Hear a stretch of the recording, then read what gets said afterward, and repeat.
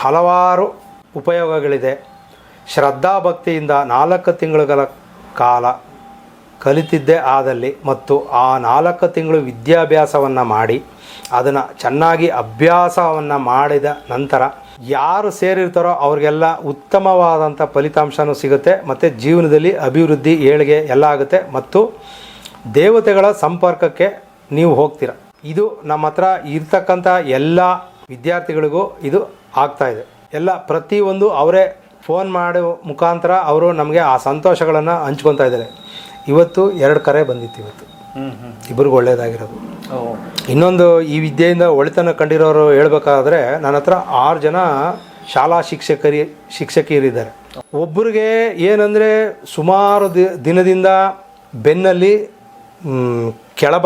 ಬೆನ್ನಿನ ಕೆಳಭಾಗದಲ್ಲಿ ವಿಪರೀತವಾದಂಥ ನೋವು ಕಾಣಿಸ್ಕೊಳ್ಳೋದು. ಆ ಶಿಕ್ಷಕಿ ಬಂದು ನಿಂತ್ಕೊಂಡು ಅವರು ಪಾಠ ಮಾಡೋದ್ರಿಂದ 5 ನಿಮಿಷ ಕೂತ್ಕೊಂಡ್ರೆ 5 ನಿಮಿಷಕ್ಕೂ ನೋವು ಬಂದ್ಬಿಡೋದು. ಅದು ಇದು ಹೆಂಗೆ ವಾಸಿ ಆಯಿತು ಅಂದರೆ 21 ದಿನದ ಕಾರ್ಯಾಗಾರ ಒಂದು ಮಾಡಿದೆ, ದುಷ್ಟಶಕ್ತಿ ನಿವಾರಣಾ ಕಾರ್ಯಾಗಾರ. ಅಲ್ಲಿ ಏನಾಯಿತು, 21ನೇ ದಿನ ಅಂತಿಮ ದಿನದಲ್ಲಿ ಅವ್ರಿಗೆ ಆ ಬೆನ್ನಿಗೆ ಯಾವುದೋ ಒಂದು ದೇವತೆ